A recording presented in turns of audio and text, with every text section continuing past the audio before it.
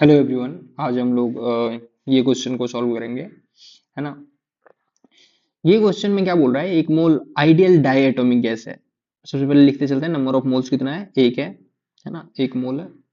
और ideal gas है और डायटोमिक है, डायटोमिक। और डायटोमिक गैस के लिए सीवी किसके इक्वल होता है, 5/2r।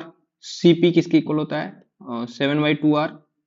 और गामा किसके इक्वल होता है, 7/5 की। ठीक है, बहुत बढ़िया। अब आगे बोल रहा है इसका एक्सपांशन हो रहा है, कहां से कहां तक, T1 से, T1 27 डिग्री सेल्सियस से T2। T2 कितना है, 87 डिग्री सेल्सियस। मतलब हम लोग कह सकते हैं ये 300 केल्विन है और ये 360 केल्विन है। और सबसे बड़ी बात है, ये आइसोबैरिक प्रोसेस है। कैसा है ये, आइसोबैरिक एक्सपांशन प्रोसेस। कैसा है, आइसोबारिक, आइसोबारिक प्रोसेस है। तो इसके लिए हमें Q, W, delta U and delta H calculate करना है।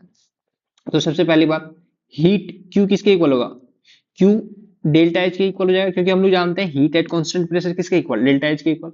और डेल्टा एच किसके इक्वल होता है, N C P delta T के इक्वल।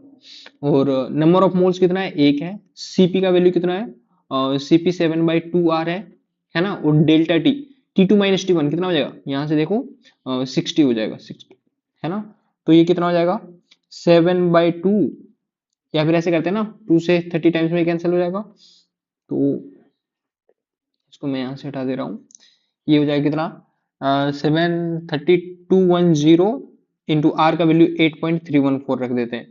तो ये कितना हो जाएगा यदि हम लोग इसको सॉल्व करेंगे,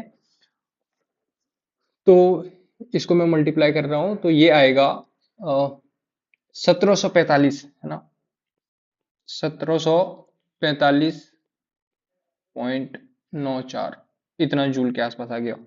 ये अपना Q आ गया, Q भी आ गया, यही डेल्टा H आ गया।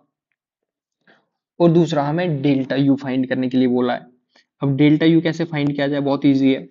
हम लोग एक रिलेशन जानते हैं, delta H is equal to gamma times delta U। ये जानते हैं नहीं, तो डेल्टा U क्या हो जाएगा, डेल्टा H अपन गामा, है ना। और डेल्टा H किसके इक्वल था, डेल्टा H यदि हम लोग देखें तो ये था, हम लोग इसको यूज कर लेते हैं ना, ये इसको, इस इक्वेशन को।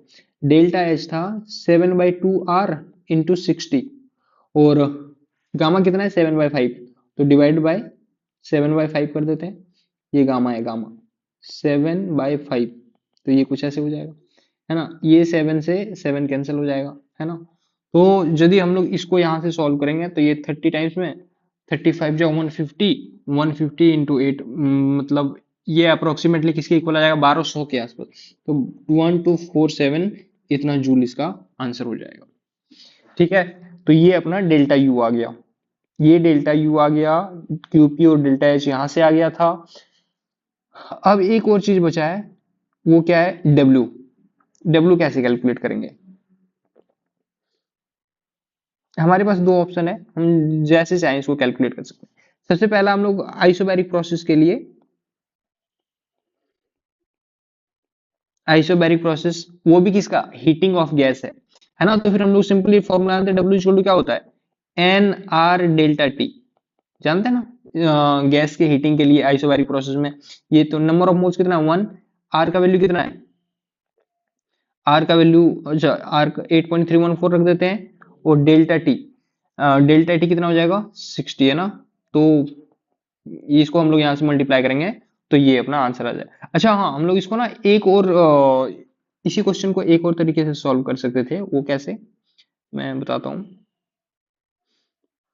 हम लोग डायरेक्ट यहाँ पे फर्स्ट लॉ ऑफ थर्मोडायनेमिक्स भी लगा सकते थे, है ना। यदि हम लोग फर्स्ट लॉ लगाते हैं तो वहां से भी निकाल सकते हैं, W equal to delta U equal to क्या होता है, क्यू प्लस डब्ल्यू। और डब्ल्यू इक्वल टू क्या हो जाएगा, डेल्टा यू माइनस क्यू, ये हो जाएगा ना।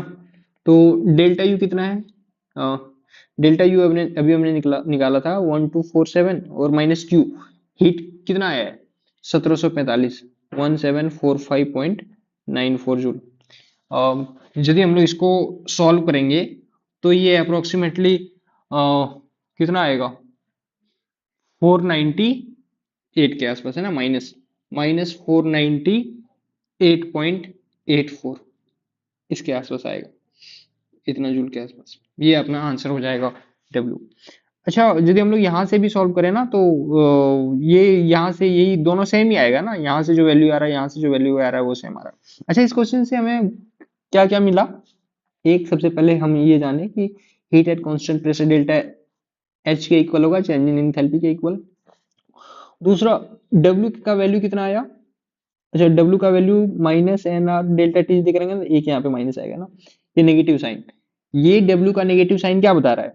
डब्ल्यू का नेगेटिव साइन बता रहा है कि एक्सपांसन हुआ है, work done by the gas है ना। चलो, थैंक यू गाइस, मिलते हैं अगले वीडियो।